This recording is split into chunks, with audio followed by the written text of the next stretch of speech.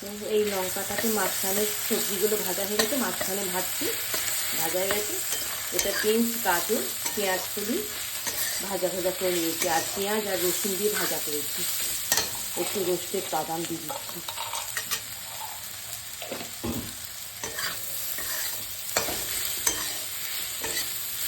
এই ভাত আছে, ভাতটাকে নামকিন চাউল বানাবো।